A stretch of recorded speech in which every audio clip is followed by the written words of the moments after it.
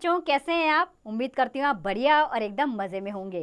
बच्चों, आज हम एक बहुत ही अच्छा अध्याय पढ़ने वाले हैं जिसका नाम है पहले काम फिर आराम। अर्थात जिसने काम को अहमियत दी और बाद में आराम किया उसने जीवन में तरक्की ज़रूर पाई है। तो आइए पहले इस पाठ से संबंधित कुछ बातें जान लें। बच्चों, इस पाठ में कहानी के माध्यम से यह बताया गया है कि खेलने और आराम करने से पहले हमें अपने कार्यों को पूरा कर लेना चाहिए। अर्थात अगर देर हो गई फिर जैसे स्कूल का आपको होमवर्क करना है, आप सोच रहे हैं कि अभी नहीं, बाद में करते करते करते अगला दिन आ गया और स्कूल में जाएंगे फिर मैम मांगेंगी लाइए होमवर्क नहीं होगा तो आपको दंड मिलेगा। तो इसीलिए दंड में नहीं जाना है, आपने अपना काम पहले करना है, उसके बाद खेलना है। तो बच्चों, इस पाठ में आए कठिन शब्दों पे भी गौर करते हैं हम। तो इस पाठ में जो कठिन शब्द आए वह हैं शरद ऋतु, पृथ्वी, पुष्प, आश्चर्य, नृत्य, परिश्रम और असंख्य। अब इन कठिन शब्दों को हम अपने पाठों में पढ़ेंगे, इस पाठ में पढ़ेंगे और उनका अर्थ भी जानेंगे समय समय पर। तो आइए अपने पाठ को शुरू करें हम।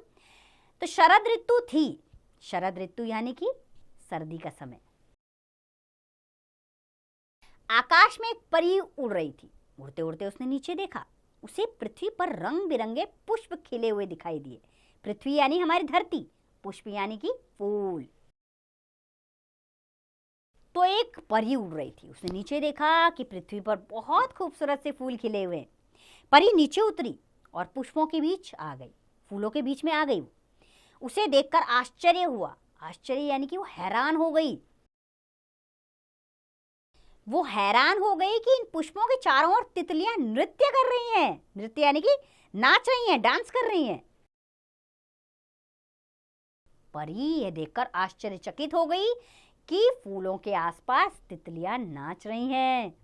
एक मधुमक्खी अपना छत्ता बनाने के लिए बहुत परिश्रम कर रही है। परिश्रम अर्थात मेहनत कर रही है। परी को वह मधुमक्खी बहुत अच्छी लगी। परी को लगा कि मधुमक्खी बहुत मेहनती है, वो अपना छत्ता बनाने में लगी हुई है। परी ने मधुमक्खी से कहा, आओ बहन खेलते हैं। मधुमक्खी ने कहा, अभी नहीं, अभी तो मैं अपना शहद का छत्ता बना रही हूँ। परी ने उससे अनुरोध किया कि मधुमक्खी आओ मेरे साथ खेलो, पर मधुमक्खी ने इनकार कर दिया। नहीं, मैं अपना छत्ता बना रही हूँ, उसे बना लूँ, उसके बाद आपके साथ खेलूंगी। परी बोली, आओ खेलें, तुम छत्ता बाद में बना लेना। मधुमक्खी ने मना करते हुए कहा, नहीं, सर्दियों के दिन हैं, बर्फ पड़ने वाली है, उससे पहले ही मुझे अपना छत्ता बना लेना है, नहीं तो मैं सर्दियों में कहाँ रहूंगी। इसलिए मैं इतना कठिन परिश्रम कर रही हूँ। उसने कहा, इतनी मेहनत मैं इसीलिए कर रही हूँ ताकि सर्दी के दिनों में ठंड से बचा जा सके।